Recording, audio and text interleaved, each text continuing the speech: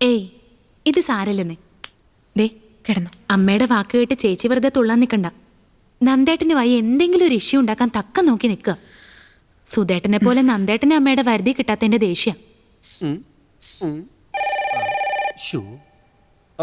ഡോക്ടറാ, ഇന്ന് ഞാൻ അവനെ തെറി വിളിച്ചു കൊല്ലും. ഞാൻ എടുക്കട്ടെ അമ്മായി? വേണ്ട. എന്നാ വേണ്ട. ഹലോ, ഞാനാണമ്മേ. അമ്മയോ? ഏതമ്മ? ഇനി ഇങ്ങോട്ട് ഫോൺ വിളിക്കണ്ട. എനിക്ക് ഗീതയോടൊന്ന് സംസാരിക്കണം. നിന്നോടല്ലേ ഫോൺ വിളിക്കണ്ടെന്ന് പറഞ്ഞത്?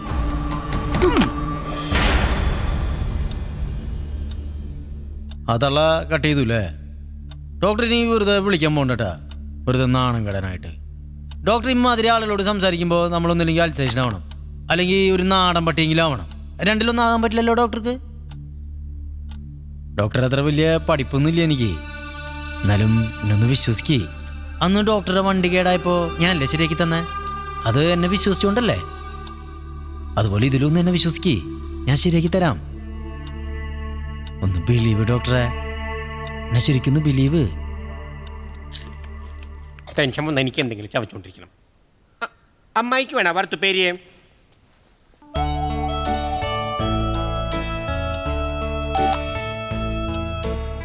അമ്മായി ആ നന്ദഗോപനാണെങ്കിൽ ഈ സുധനൊരു അവസരം തന്നൂടെ? ഇന്ന് ഞാൻ അവനെ തെറി വിളിച്ചു കൊല്ലും. അമ്മായി ചെവി പൊത്തി പിടിച്ചോളൂട്ടോ. അസഭ്യ പറയാൻ പോണേ, നല്ല അസഭ്യം. ആ ഹലോ. എന്തെന്ന് ഹലോന്നാ? തനിക്ക് എന്തോടെ മാനുമര്യാദയില്ലേ? ആണുങ്ങൾക്ക് പേര് ദോഷം ഉണ്ടാക്കാൻ നടക്കുന്നവനെ. ഏയ് ഇതേതാ പെരട്ട ശബ്ദം? പെരട്ട ശബ്ദോ? മറ്റവൻ വന്നിട്ടുണ്ടാവും. ഏത്? നമ്മുടെ മരനാട്ടിയോ? ഇതേതമ്മായി ഫോണിന്റെ അങ്ങേ തലയ്ക്ക് മറ്റൊരു ശബ്ദം? ആ നേരത്തെ ഞാൻ പറഞ്ഞില്ലേ, ആ ഓട്ടോക്കാരനായിരിക്കും. അവനോ?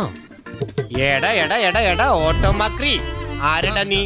എന്താ നിനക്ക് വീട്ടിൽ കാര്യം? ഇറങ്ങി പോടാ വീട്ടിന്നാ. തട്ടുപലകയില് താളം പിടിക്കണ തട്ടുകഴി പിടിക്കണ കയ്യാ എന്റേതാ. എന്റെ കൈക്കരുത്ത് നിനക്കറിയില്ല. 2, 3, 4, 5, 6 അടി വെച്ച് തന്നാലുണ്ടല്ലോ നിന്റെ വായിലെ 32 പല്ലും ഞാൻ കുഴച്ചടിക്കും. അയ്യാ, ഒരു തിരുത്തുണ്ട് കേട്ടോ, അടിച്ചു കൊഴിക്കും. ഡാൻസേട്ടൻ, നിങ്ങള് ഇങ്ങനെ ചൂടാവല്ലേ? നമുക്ക് കാര്യങ്ങള് രമ്യായിട്ട് തീർക്കാം. ഒരു രമ്യയില്ല സൗമ്യയില്ല. ഞങ്ങളുടെ കുടുംബകാര്യത്തിൽ ഇടപെടാൻ വന്നാലുണ്ടല്ലോ ഓട്ടമാക്കി തെണ്ടി നിന്റെ നെഞ്ചത്ത് കയറി ശിവതാണ്ഡവം ആടും ഞാൻ. ശിവതാണ്ഡവം. ഏയ് ആടൂ നീ, നിങ്ങട് പോയോ? നീ ചന്ത കളിക്കല് ഡാൻസ് അല്ലേ കണ്ടല്ലോ? ആമ്പിള്ളേര് നിന്റെ നെഞ്ചത്തൊരു ഓട്ടർഷ ഓടിക്കും. ഓട്ടർഷ കാണണോ നിനക്ക്?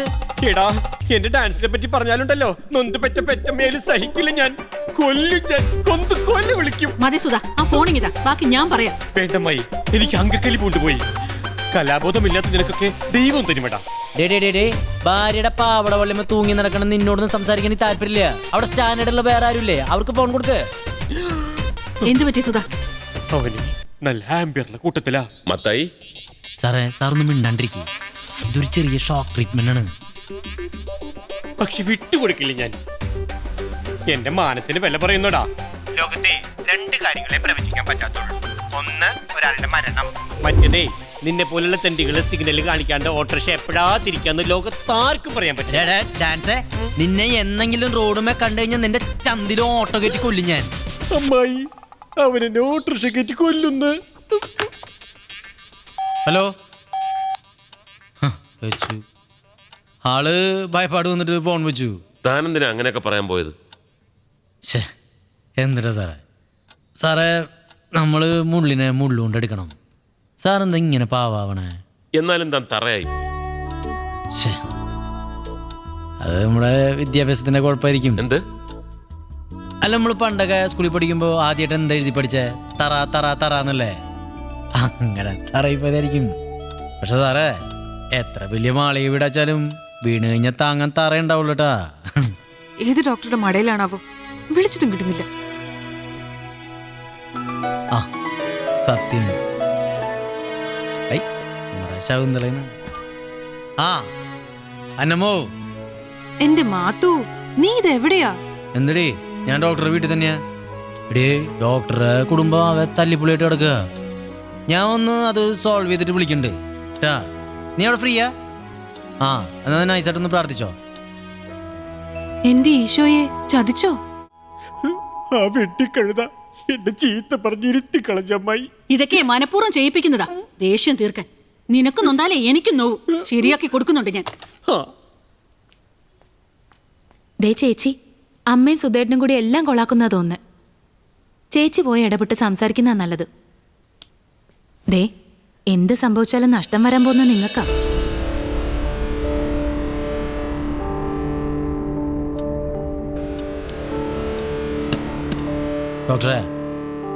ഡോക്ടർ ടെൻഷൻ അടിക്കണ്ട കേട്ടാ. നമ്മൾ കൊടുത്ത ബൂസ്റ്റിന്റെ റിസൾട്ട് വന്നില്ല. എടുക്കട്ടാ. ഹലോ, എന്റെ സുധനെ കരയിപ്പിച്ചല്ലേ നീ? നാക്കിന് എല്ലില്ലാന്ന് കരുതി എന്തും വിളിച്ചു പറയാന്നാ? നിനക്ക് സുമതി അറിയില്ല.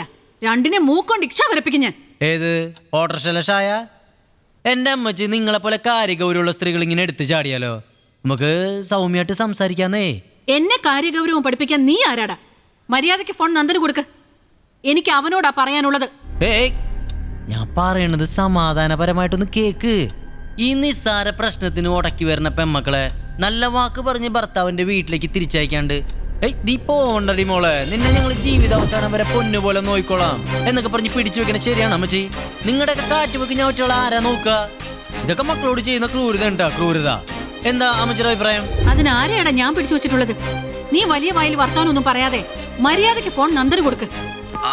ഞാൻ ഡോക്ടർ സാറ് പറഞ്ഞിട്ട് തന്നെയാണ് സംസാരിക്കണേ. ഇപ്പൊ തന്നെ ഡോക്ടറും ആ ഭാര്യ ചേച്ചിയും തമ്മിൽ എന്തുട്ടാ പ്രശ്നം? ആ വെഡിങ് ആനിവേഴ്സറി മുടങ്ങി പോയതല്ലേ?